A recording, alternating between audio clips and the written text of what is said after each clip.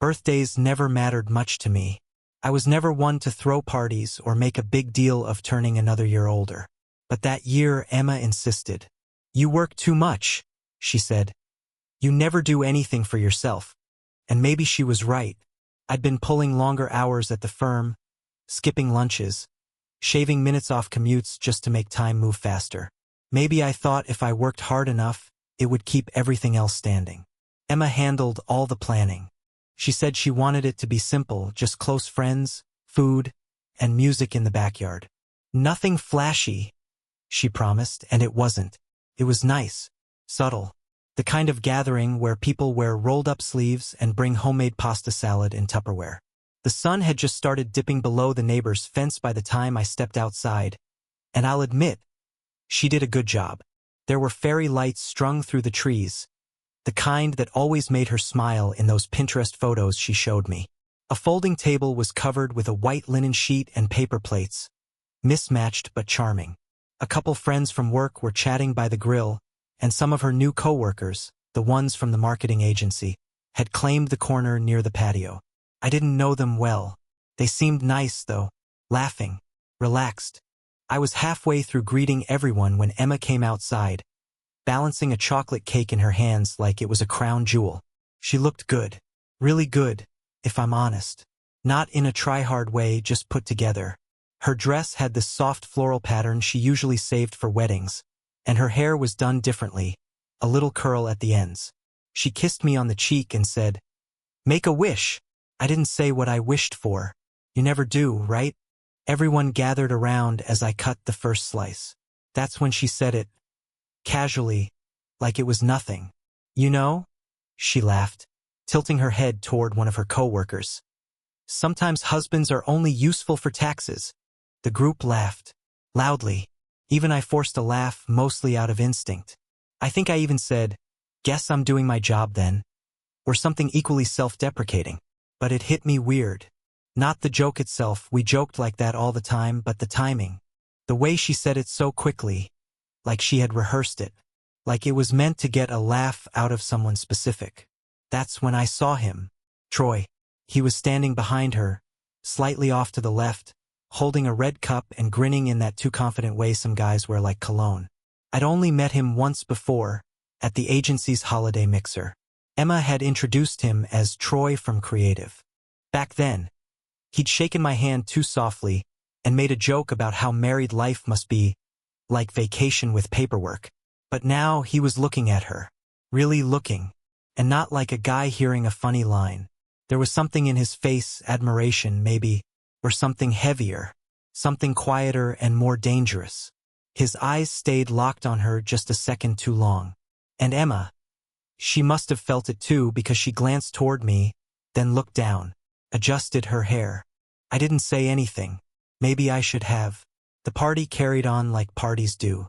People brought out wine, moved chairs closer together, paired off into conversations.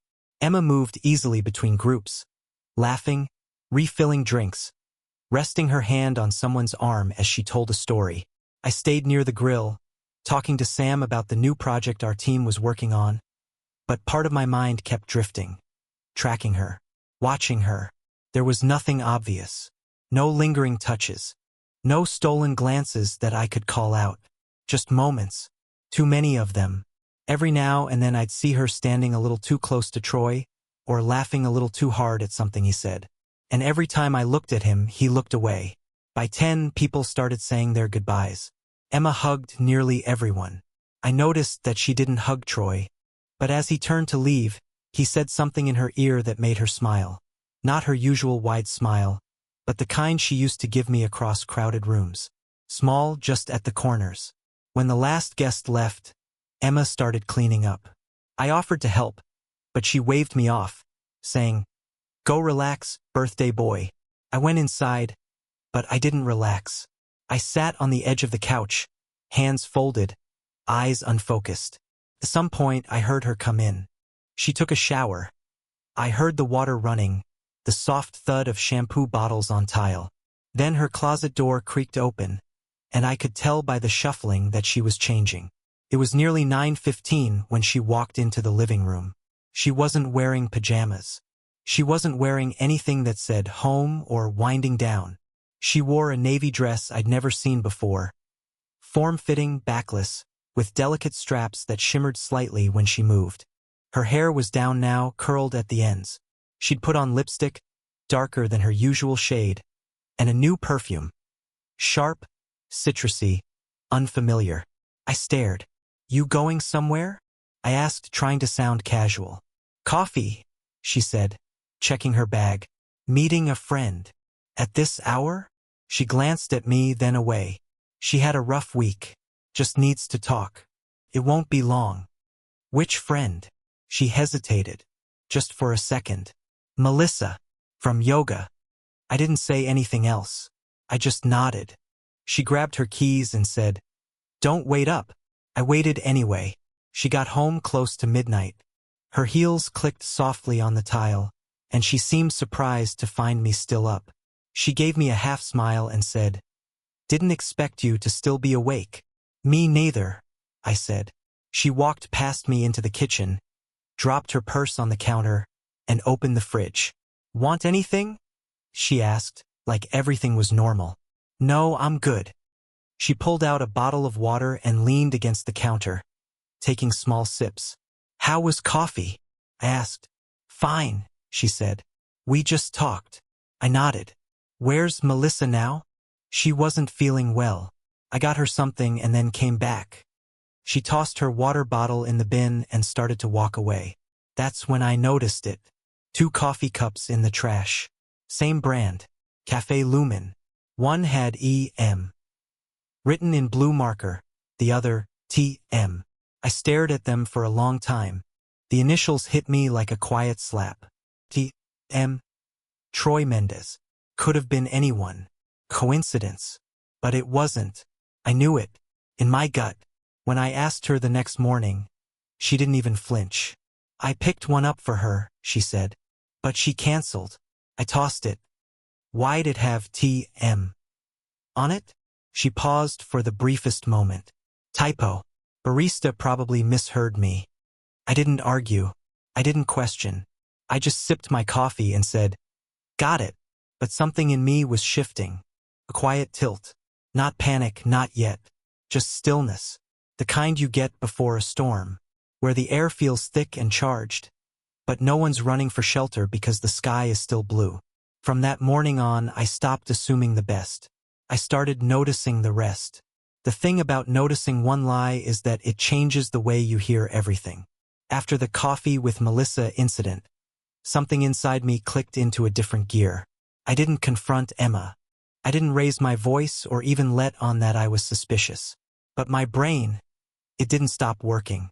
The moment she walked into a room, I watched her differently. I listened for gaps. Not in her words, but in her timing, in her tone. And what I started noticing weren't loud things. They were the kind of things you'd miss if you still trusted someone. It started with her ring. One morning I was making breakfast, just eggs and toast, and Emma walked in wearing a gray sweater and jeans. Her hair was wet from the shower, coffee already in her hand. She sat down across from me and reached for her phone, and I noticed it immediately. She wasn't wearing her wedding ring. I didn't mention it right away. I gave her the benefit of the doubt. We'd been married almost 6 years. People forget sometimes. But later that evening, I brought it up gently. "Did you lose your ring?" I asked as we were cleaning up the dishes. She looked down at her hand like it had just occurred to her. "Oh, no. My finger's been getting irritated lately. I think I'm allergic to the metal or something." She was already turning away when she said it.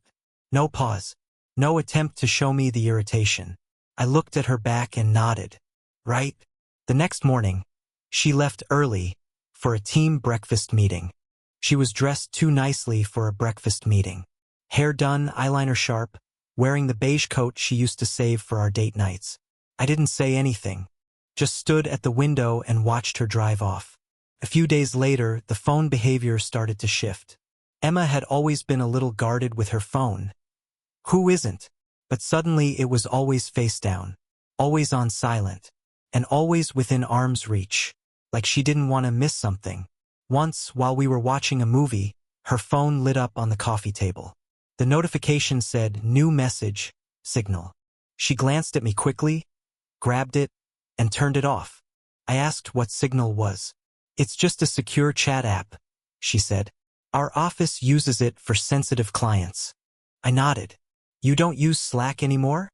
"We do. This is just for some stuff. Internal." That answer didn't sit right. Not because of what she said, but how she said it, like the answer had already been prepared. Like she'd rehearsed it. I started keeping mental notes. What time she left. How long she was gone. What she wore. What mood she came back in. One Tuesday, she told me she was going out with her sister, Megan. "Just wine and catching up," she said, smiling as she pulled on her coat. I didn't question it. But a few hours later, I was scrolling Instagram and saw Megan's story. A boomerang of her feet in the sand. A beach 2 counties away. The timestamp was recent. I stared at it for a while. The caption said, "Finally unplugging waterwave." I texted Megan, casually, "How's the beach?" She replied 10 minutes later, "Heaven. No signal out here." I stared at that message for a full minute. Then I checked Emma's location. She'd shared it with me months ago after she got lost driving back from a client meeting. I hadn't thought about it since. Her dot was moving, slowly, across a part of town with no restaurants, just hotels. I zoomed in. The blue circle landed right on a building marked the Marlowe Inn. I felt my stomach drop. I didn't text her. I didn't call. I just sat there staring at that blinking dot on the map. Later that night, she came home humming something. A song I didn't recognize, and dropped her heels by the door. "Megan says hi," she said, walking past me into the bathroom. I didn't reply. I just looked at her coat. It smelled like someone else's cologne. The next morning, I asked, "How was Megan's?" She smiled like someone performing happiness. "So good. We needed that." I nodded. "Did you stay long?" "Just a couple hours. Talked about Mom. Drank wine. You know." I sipped my coffee. "You smell like a hotel." She looked up sharply. "Excuse me?" "The Marlowe Inn. I drive past it every day on my commute. They pump some kind of custom citrus wood scent into their lobby. I smelled it on your scarf." Her eyes narrowed just slightly. "What are you implying?" "Nothing," I said. "Just interesting is all." That was the first time she didn't say anything. She just stared at me for a second too long. Then she said, "Well, maybe Megan stayed there and picked it up on me." I let it go. But I started keeping more than mental notes after that. I bought a cheap burner phone. Nothing fancy. Just enough to install a location tracker and take photos. I slipped it under the passenger seat of her car when she went to the grocery store. Then I opened a private Google Drive. Labeled it Work Receipts. Filled it with **TS. Photos. Timestamps. I forwarded myself every Uber receipt she accidentally let land in our shared email. Cross-checked them with calendar invites and weather reports. She said she was at yoga. Her classmate posted a group photo, no Emma. She said she was running errands. Uber drop-off. A wine bar downtown. Each time she gave me a version of her day, I compared it to the data. Quietly. Methodically, like a project I didn't want to finish. I didn't confront her. Not once. Because it wasn't about winning an argument anymore. I was building a record. Something she couldn't spin. One afternoon, while she was out, I opened our joint bank account. There were gaps. Withdrawals with no matching purchases. Cash moved to her personal account and then gone. That wouldn't be strange, except Emma never used cash. She hated it. Called it germ paper. I checked our closet next. New clothes. Expensive ones. Brands she used to say were wasteful. Lingerie I'd never seen before. Tags gone. Receipts nowhere. I opened our bedroom drawer and found a small black box with a new bottle of perfume. One I didn't recognize. Floral but dark. Seductive. Not her usual. It was nearly half empty. I sat on the edge of the bed and just stared at the bottle for a long time. That night, she said she was going to spend the evening at her mom's. "She's been feeling lonely," Emma said. "I might just stay the night." I nodded. As soon as she left, I turned on the burner phone's GPS. She didn't go to her mom's. She drove 23 minutes east, to a residential complex. The pin stopped moving in front of a small 2-story apartment. She stayed there until nearly 2 a.m. No calls, no texts, no explanation. The next morning I made her coffee. Just like always, she kissed me on the cheek, told me she loved me. Her eyes were soft, convincing. I smiled, said I loved her too. And that was when I really knew that we were done. Not because she lied, not because she was hiding, but because she could look me in the eye, touch my face, and speak a sentence she didn't mean. That kind of lie changes you. After that, I wasn't confused anymore. I was just preparing. It was a Tuesday. Nothing special about it. Just gray skies, light traffic, and a lukewarm cup of office coffee. I remember the silence more than anything. That kind of middle-of-the-week stillness where everyone's just trying to get through the day without making ripples. I came home like always, through the back gate, briefcase in hand, thinking about nothing in particular. Emma wasn't home yet. The house was quiet. Too quiet.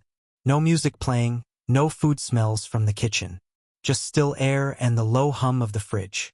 That's when I saw it. An envelope. Plain, white, and sealed. No name. No stamp. Just sitting there on the hood of my car like it had been placed, not dropped. At first, I thought maybe a neighbor had left it. Some HOA thing or a mistake. But when I picked it up, it was heavier than it looked. Inside was a flash drive. That was it. No note. No return address. Just a small black thumb drive, warm from the sun, lying silent in my palm. I didn't plug it in right away. I waited. Emma came home around 6:40 p.m. Same routine. Smile. Keys dropped on the counter. A distracted kiss on the cheek. She asked how my day was, and I said fine. She mentioned picking up groceries. I nodded. She didn't ask any follow-up questions. After dinner, she poured herself a glass of wine and curled up on the couch, scrolling through her phone. I watched her from the kitchen, pretending to clean. She looked so calm, so practiced. If there was guilt under the surface, I couldn't see it. I waited until she went to bed. When I heard the door click shut, I got up, retrieved the flash drive from my coat pocket, and walked into the office. I pulled out an old laptop, one we hadn't used in years. No cloud sync, no automatic backups, just a dusty hard drive and an outdated OS. Safe. I plugged the drive in. One folder, titled in all caps, Watch. No password, no fluff, just 12 photos and a subfolder labeled Chats. The first photo was of Emma sitting at a bar. She was laughing, a wine glass in her hand, the neckline of her red blouse familiar. I'd seen it before on the night she said she was at Megan's. Beside her, leaning in too close, was Troy. His hand rested lightly on her leg under the table. The second photo was darker, outside. Parking lot. The two of them kissing beside a car. Her hand on his cheek. Int asterisk mate. Familiar. The timestamp read 10:47 p.m. Same night as the wine with Megan. Next came photos of them entering a hotel together. The same hotel from the Uber receipt. The Marlowe Inn. Their backs were turned, but there was no mistaking who they were. Emma's hand was in his. He was smiling. More followed them at a coffee shop. Her feeding him a bite of cake. Him touching her knee under the table. Different outfits, different days. This wasn't a one-time thing. This wasn't a mistake. This was a routine. A second life. Then I opened the chat folder. They were screensh asterisk ts. Clear ones. Probably taken from a synced device or an email thread. I don't know. But they were real. Every message timestamped. Every emoji, every typo. The first one read, Troy. Last night was perfect. I can't stop thinking about it. Emma. I needed that. I miss you already. Another. Troy. Does he suspect anything? Emma. Not a clue. He's too wrapped up in work. That one hit harder than the rest. Another image showed Emma in the mirror, a selfie. She was in the navy dress she wore on the night of the coffee with Melissa. Her lips parted, expression soft. The caption beneath the photo said, "Thoughts before I head out?" Winking face. Troy's reply was underneath. "God, your K asterisk ling me.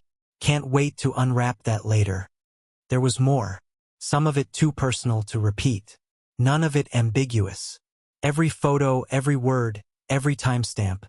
It all lined up. I cross-checked it with the Uber receipts I had saved, the calendar events, the bank statements. It matched. Every single detail. When I was done scrolling, I just sat there. Not angry, not hurt, not yet, just hollow, like my body had gone cold from the inside out. I closed the laptop slowly, disconnected the flash drive, placed it back in the envelope and slid it into the desk drawer beneath a stack of old papers. Then I walked into the bathroom and looked in the mirror. It's hard to explain what I felt. You think it'll be rage. You think you'll break things or cry or collapse onto the floor. But I didn't do any of that. I just stood there. And I realized something. This wasn't the moment everything broke. That had already happened, I just hadn't been looking. This was the moment I stopped hoping it could be fixed. The reflection staring back at me wasn't confused anymore. It wasn't pleading or scared. It was focused. Because now I had proof. Not suspicions. Not maybe. Proof. And proof changes everything. The next morning, I woke up before Emma. I brewed coffee like I always did. Made her cup the way she liked it. Splash of oat milk, pinch of cinnamon. I placed it by the window where she liked to sit. She came down 10 minutes later, hair still wet from the shower, humming to herself. She smiled when she saw the coffee. "You're sweet," she said, taking a sip. "I needed this." I nodded. "Tough day ahead?" She made a face. "Ugh, yes. Client calls and back-to-back meetings. I might be home late." I looked right at her. "Take your time." She didn't blink. Just smiled and kissed my cheek. That was the last normal day we had. Because the man she thought I was, the one who didn't know, didn't suspect, he was gone. Dead in a sense. And in his place was someone who saw clearly. I spent the rest of the day preparing. I made copies of the flash drive contents. One for my lawyer. One for a safe deposit box. One for someone else. Someone I hadn't contacted in a long time. I changed the passwords on my bank accounts. Moved half the money into a new checking account under my name only. Removed her as a beneficiary from my life insurance. Put a freeze on the credit card she used for work expenses. I didn't do it out of spite. I did it because the game had changed. This wasn't a marriage anymore. It was a transaction. And transactions come with ledgers. Later that night, Emma came home tired. She kicked off her shoes, plopped down beside me on the couch, and complained about her boss. I asked a few questions, nodded at the right times, smiled when she did. Inside, I was somewhere else entirely. I was in the hotel parking lot. I was in the chat threads. I was in the hollow space between what she said and what she meant. When she fell asleep beside me, I stared at the ceiling and thought about how a relationship dies long before it's buried. One compromise at a time. One white lie at a time. One ignored instinct at a time. And in that quiet, I knew something for certain. I wasn't going to confront her. I wasn't going to beg for answers. I wasn't going to fight to be chosen. Because I already had the truth. And once you have the truth, the real, bare truth, you don't need a confession. You just need a plan. The strange how easily routine becomes camouflage. That Thursday morning felt no different than any other. The sun came through the blinds in those long golden stripes Emma always liked. She was already in the kitchen when I walked in, humming to herself as she flipped pancakes. She wore that light blue robe I bought her last Christmas. The one with the loose thread at the sleeve she never bothered to fix. "Morning, sleepyhead," she said, turning with a smile. I kissed her on the temple and poured myself coffee. Nothing in her eyes gave anything away. She moved through the kitchen like someone with nothing to hide. That's the part that used to bother me the most. How calm she was, how natural it all looked, like she believed it. Or maybe she didn't have to believe it. Maybe she just practiced long enough that it felt real to her. But by then, it didn't bother me anymore. Because I wasn't watching for guilt. I was watching the clock. Want to do something this weekend? She asked as she slid a pancake onto my plate. We haven't been to the ranch in a while. That was a test. A distraction.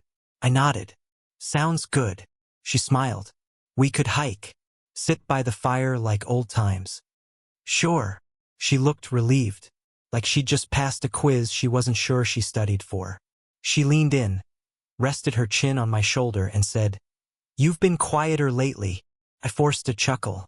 Work's been draining. Well, hopefully this weekend resets everything. It would. Just not the way she thought. That afternoon I called a lawyer. Someone discreet. Referred by a friend I hadn't spoken to in over a year. A friend who, as it turned out, had walked a similar road. His advice was simple: document everything. Move fast. Be methodical. Keep emotion out of it. So I did. I started by opening a new bank account in a different institution. Transferred enough money to cover 6 months of living expenses. I stopped using our joint credit card and ordered a new one under my name only. Then I revoked her access to every shared account, insurance, retirement, investments. All of it. Each click felt like a quiet door closing. No slamming. No anger. Just the sound of locks turning. The lawyer sent over a preliminary separation agreement for me to review. Asset division. Living arrangements. Custody not of children but of property. Who would keep the house? Who would take what? What she was entitled to. What she wasn't. It felt like reading a blueprint for demolition. I went through it line by line. Made notes. Asked for clauses. Adjusted the tone. I didn't want war, just closure. Clean break. But I also wasn't going to reward betrayal with convenience. She could have her memories. I keep everything else. In the evenings, I pretended. Dinner like always. Dishes like always. A glass of wine while we watched a show. She'd lean against me on the couch, head on my shoulder, hand resting gently on my knee. I let her. Not out of kindness, out of strategy. It's easier to catch a person in a lie when they think you still believe it. Emma had grown comfortable again. That's what made it possible. One night she asked me, Do you ever think about having kids? It felt like a punch in slow motion. I looked at her carefully. Why do you ask? She shrugged. I don't know. Just thinking about the future, I guess. If we're doing okay again, maybe it's time. That part almost broke me. She was planning a future while erasing the past in secret. I smiled gently. Let's talk about it after the weekend. And she nodded, like that was enough, like I'd given her hope. The next morning I made a checklist. Sell old stocks. Switch phone plan. Cancel joint Amazon account. Redirect mail to a private P.O. box. Move digital files from the shared cloud to an external hard drive. I found the lease agreement she had signed 2 years ago for her old car and used it to confirm the address she had listed as her emergency contact. It wasn't her mother. It wasn't her sister. It was Troy. He was the emergency she planned for. I didn't get angry. I didn't yell. I didn't even confront her. I just added it to the folder, a growing digital archive of who she really was. That night, while she showered, I opened her laptop. Not to snoop, not anymore. Just to finish something. I logged into her email. Her password hadn't changed. I downloaded 3 years of messages. All of them. Not just the ones between her and Troy.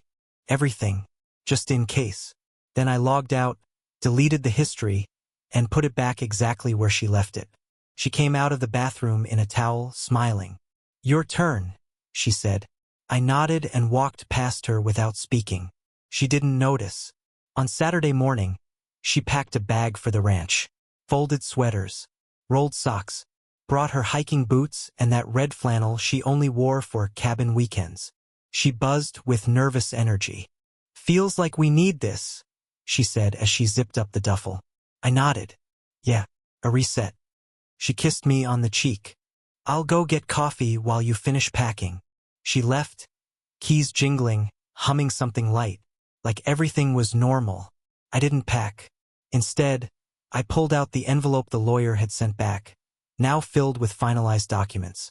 Divorce papers, financial splits, evidence records, a cover letter explaining her rights, her obligations, and what would happen if she contested. Then I went through the house. I removed her access to the smart locks, deleted her fingerprint from the home security system, changed the Wi-Fi password, reset every smart device with her account linked to it. By the time she got home, everything had shifted, quietly, invisibly. She walked in holding 2 coffee cups, smiling. "I got your favorite," she said, handing me the one with caramel drizzle. "Figured we could drink it on the drive." I took the cup, sipped, looked at her. "Actually," I said softly, "we're not going." She blinked. "What? Why not?" "Plans changed." "Since this morning?" I nodded. "Since I found the flash drive." Everything stopped. Her smile disappeared. Her breath caught. She opened her mouth, closed it again. "I don't," she started, but I held up a hand. "There's a folder in my desk drawer. It has the evidence. Photos, chats, timestamps. You can look if you want. Or not." She didn't speak. She just stood there, frozen in place. "I'm not asking for an explanation," I said. "I already have one." Emma took a step back. "Chris, the papers are on the table." I walked to the kitchen, picked up the manila envelope, and set it in front of her. She reached for it like it might burn her. She opened it slowly. Her hands started to shake. I saw the moment she found the clause, the one about her having no access to joint accounts. Her mouth parted slightly, like she wanted to argue, but she didn't, because she knew. She knew it was over. "I thought," she said quietly, barely above a whisper, "I thought we were okay." "We were never okay," I said. "You just got better at pretending." Tears welled in her eyes. "Can't we just—" "No." Her lip trembled. "I didn't mean—" "You meant every choice." I turned away, not because I couldn't face her, because I didn't need to. That night she didn't sleep. She paced the hallway. I heard her steps moving from room to room. I heard the fridge open, the sink run, her voice on the phone. Low, fast, panicked. She was trying to find a way back. But the door was already closed. Not slammed, not locked, just decided. The thing about consequences is they don't always come loud. Sometimes they slip in through the side door, dressed in politeness and planning. Sometimes they arrive in the form of a calm message, sent at the exact right time, by the exact right person. That message came 3 days after I handed Emma the divorce papers. It was from a number I didn't recognize. Just one line. "I think it's time we talk. Lauren." I stared at the screen for a while. Lauren, Troy's wife. We'd met once months ago at a work function. She was soft-spoken, polite, the kind of woman who knew how to read a room without needing to own it. Emma had barely spoken to her that night, introduced me quickly, then pulled me away with some excuse about needing to grab drinks. At the time, I didn't think anything of it. Now, I thought of everything. I replied, "Let's talk. When and where?" She didn't hesitate. "Lorraine Cafe. Friday, 8 p.m. It's where they go." Not went. Go. Present tense. I stared at that word longer than I meant to. When Friday came, Emma was quiet. She moved through the house like someone walking across thin ice. Still made breakfast. Still brushed her hair in the mirror like nothing had changed. But she knew. Even if we hadn't spoken much since the envelope, she knew the temperature had dropped. By 6 p.m., she was dressed. A black dress this time. Gold hoops. Heels. She stood in the doorway like someone who didn't want to be seen lying, but didn't want to tell the truth either. "I have a work thing," she said, not quite meeting my eyes. "Short. I'll be back soon." I just nodded. Of course. She hesitated, maybe waiting for me to stop her, maybe hoping I'd ask her to stay. But I didn't. She left without another word. Lauren got there early. I spotted her sitting near the back wall of the cafe, in a corner booth. Hair pulled into a neat ponytail. No makeup. Hands folded on the table like she'd rehearsed this moment 100 times. She looked up when I sat down and said, "I'm sorry it's come to this." I nodded. "Me too." She pulled out a manila folder from her bag. Same kind of folder I'd handed to Emma. Inside were *TS, receipts, a printed email thread between Troy and one of his friends, boasting about how easy it had been. How Chris is clueless and Emma's basically mine now. I didn't flinch. I just flipped through it slowly. Lauren took a sip of her tea. He thinks he's careful. He's not. There was a printed hotel bill. A key card scan-in from last week. Her name on the reservation. His signature on the minibar receipt. All while Emma had told me she was taking care of her mother. I felt something settle in my chest. Not anger. Confirmation. Lauren leaned forward slightly. They're meeting tonight. Table 12. Back window. I looked over her shoulder. Table 12 was already set. 2 glasses. Candle in the middle. The kind of setup you don't reserve for a project meeting. Lauren looked down at her phone. He texted me 20 minutes ago. Said he was stuck in traffic. She smiled bitterly. He lies so easily now. I nodded slowly. We're not the same people we were a month ago. She tilted her head. What do you want out of this, Chris? The question sat heavy in the air. I answered honestly. Closure. She reached into her bag again and pulled out a small white envelope. It looked nearly identical to the one I had received on my car. This, she said, is for them. What's in it? Photos, the timeline, and a letter. From me. I looked at her. You sure? She nodded. He won't see it coming. She will. At exactly 7:57 p.m. Emma walked in.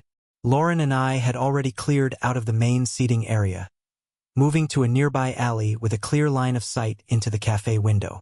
I felt ridiculous, like a cliché from a movie, but I didn't care. I needed to see. Emma walked in wearing confidence like perfume.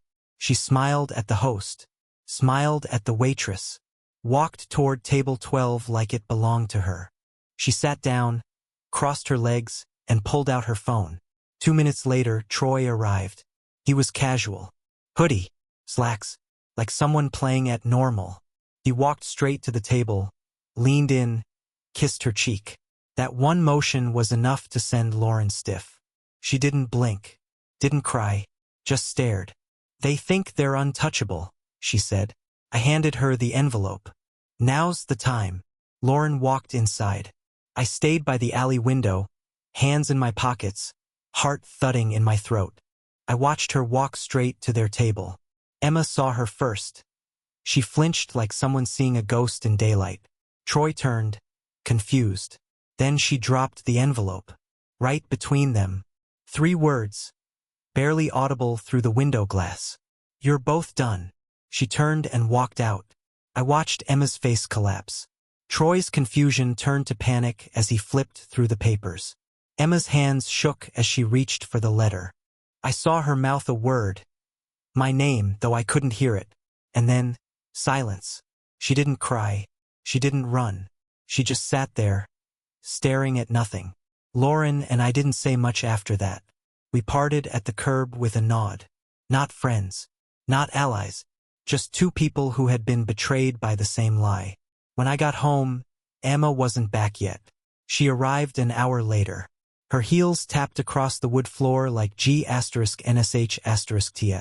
She didn't say anything. Just set her purse down, walked to the sink, poured herself a glass of water with trembling hands. I sat at the kitchen table, watching. She turned. Eyes red. Makeup gone. But not from tears. From shock. Her voice cracked. Did you know she was going to? Yes, I said. She opened her mouth, then closed it again. She looked smaller than I'd ever seen her. Like someone trying to find a version of herself that might survive the next 5 minutes. I didn't mean for. You did, I said softly. You meant all of it. She sank into the chair across from me, glass still in hand. I don't know who I am anymore. I nodded. That makes 2 of us. She blinked fast. Her voice went quiet. Do you hate me? I didn't answer, because hate still implies effort, and I had none left to give. We sat in silence for a long time. Finally, she said, What now? I stood, walked over to the sink, and rinsed out my cup. Then I looked at her and said the truth, the simplest version of it. Now you live with it. That night she didn't go to bed. She sat on the living room couch, curled under a blanket, staring at the TV without turning it on. I passed by once around 2 a.m.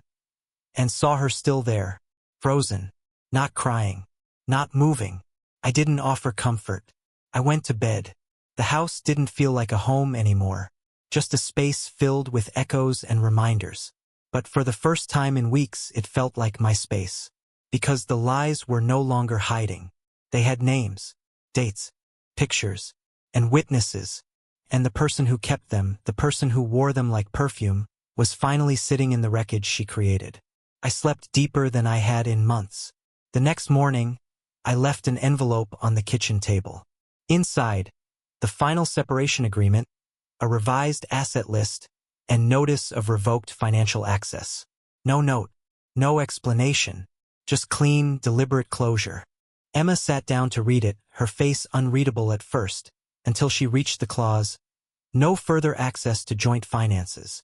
That's when her hands began to tremble. She looked up, searching for something, mercy, maybe, but I just pointed to the signature line. She opened her mouth, then closed it. No defense, no speech, just the quiet awareness that she had nothing left to bargain with. That night she didn't sleep. I heard her moving from room to room, stopping in doorways like a stranger in a house that no longer belonged to her. Words tried to form, but never left her mouth. She knew. Everything had already been said. Just not aloud. Just not by me. 2 weeks passed. Then, a package arrived, addressed to Emma. No return address. Inside, a single glossy photo, her and Troy, too close, too obvious. Scrawled beneath it, "For the memory, the truth always surfaces." Taped to the back, a short handwritten note. My handwriting. No threats. Just a sentence. "This is yours now." Her scream echoed through the house.